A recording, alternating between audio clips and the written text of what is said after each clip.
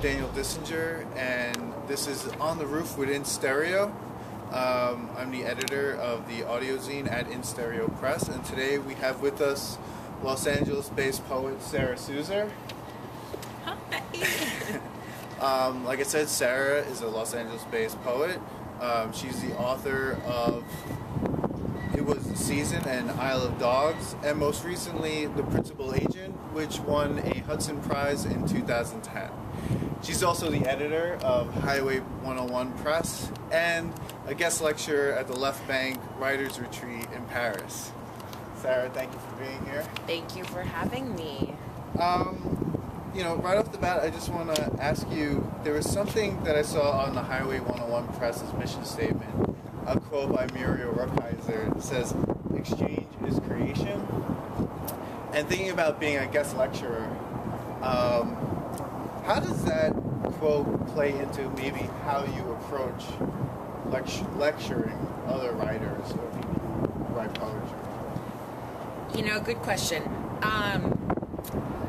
I see being any kind of teacher, any kind of level, any kind of anything as sort of a conduit. You're just a conduit of knowledge that you've gained from your experience or your experience of experiencing something.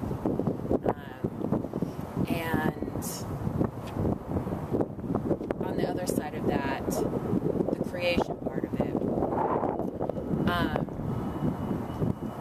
For me personally, I only can create when I have learned something or have been taught something or taught myself something.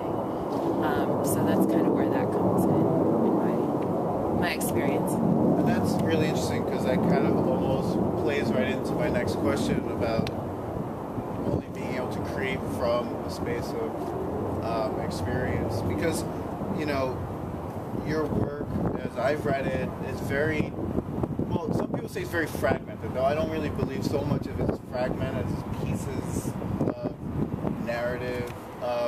So how does something like an exchange is creation play into your work itself in this state?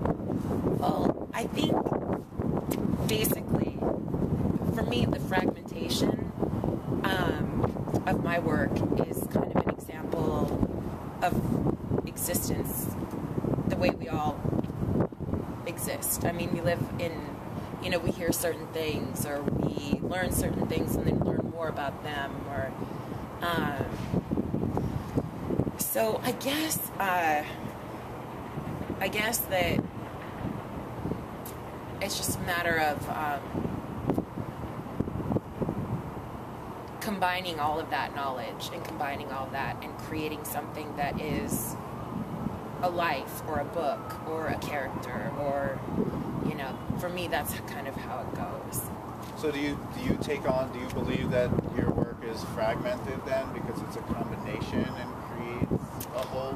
I feel like my work can be really fragmented, but in general, if you would give it enough time, you'd see how it would circle back around. It's very serial. It's serial poetry. It's a lot like, I love George Oppen, and it's a lot like of being numerous in this way that you're thinking, well, why is he talking about the Brooklyn Bridge, and why is he talking about a shipwreck, and why is he talking about this? But in the end, it all comes back together to mean, or you may go off and figure out a little bit more about the specific things that he's talking about, and more of the whole makes sense.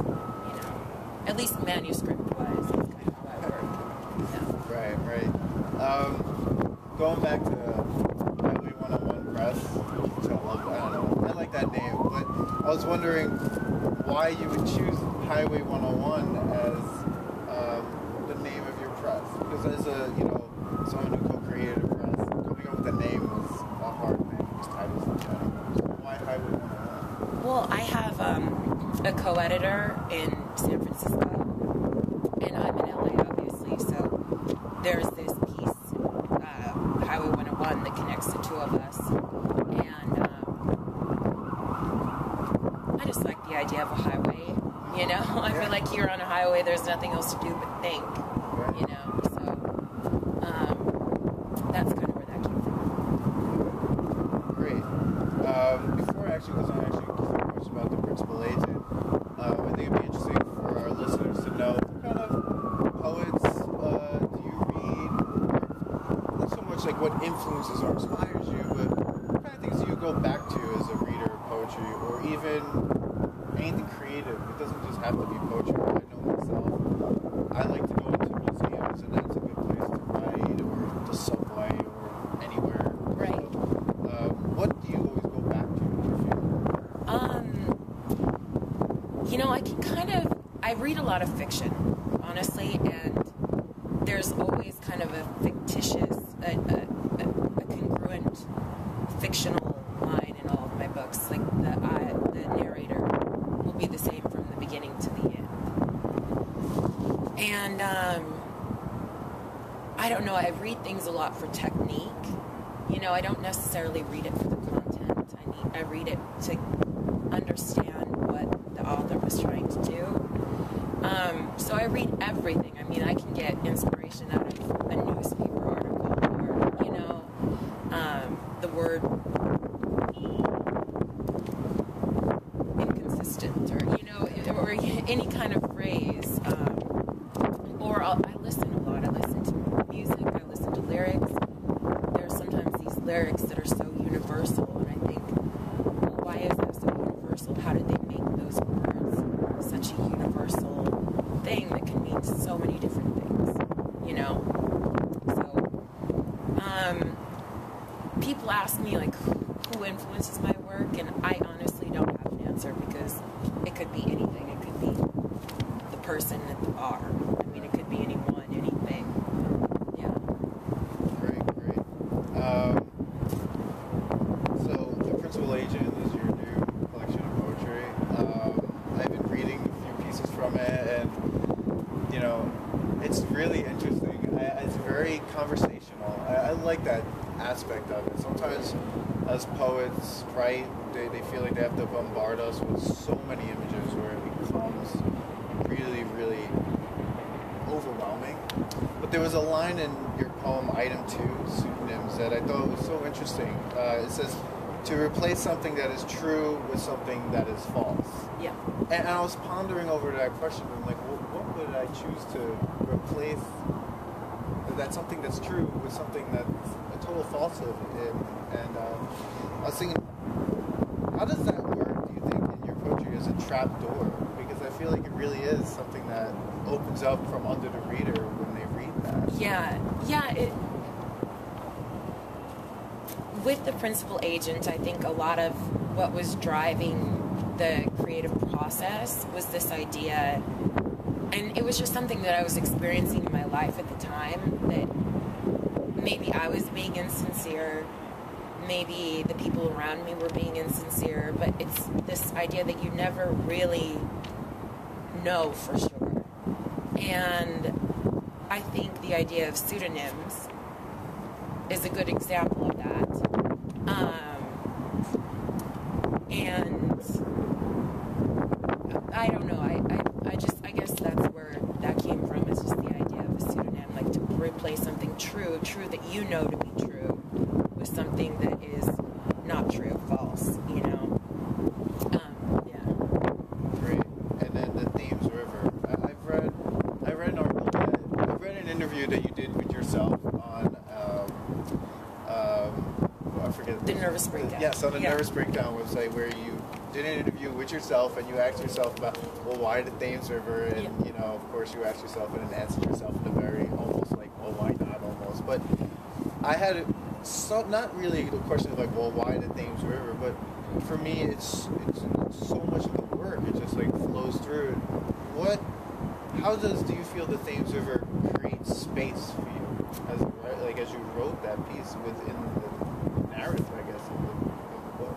Well, I found I go to London every year when I do the Left Brain Writers Retreat, and I have a friend out there that I go visit, spend some time with, and every time I'm there, it's such a mythical place.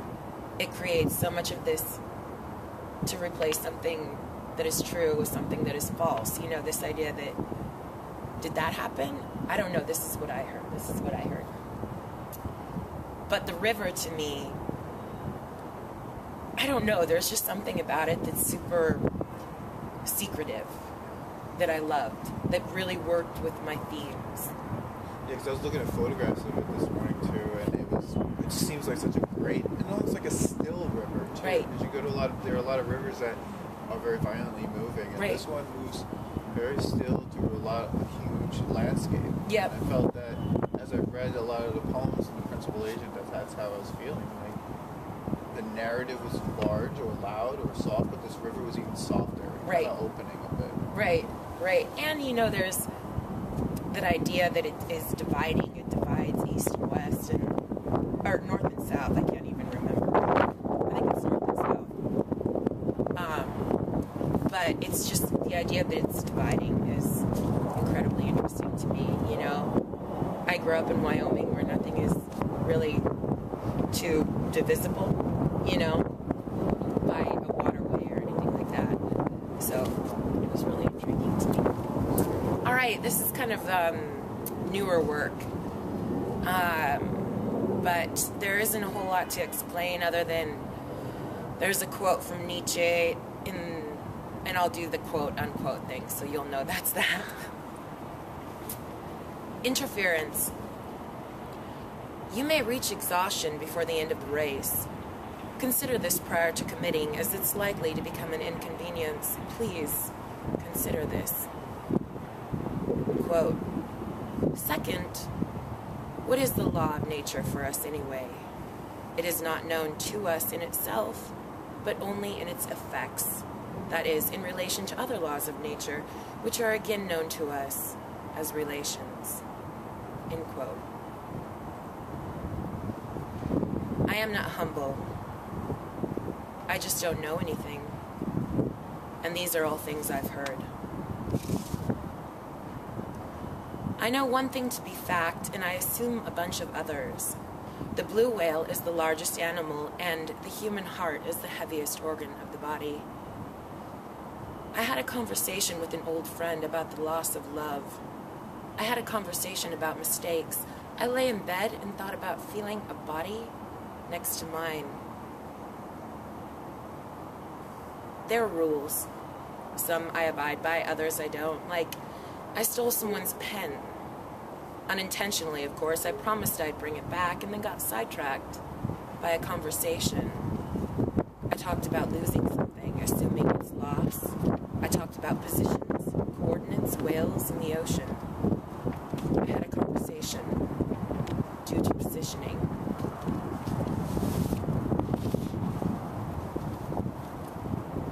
Last night, Tony Angliano just won the best meatball competition. I had, excuse me, can you spare anything? A conversation. It's no big deal, I just can't sleep. With an old friend. That'll be $4.63. About the loss.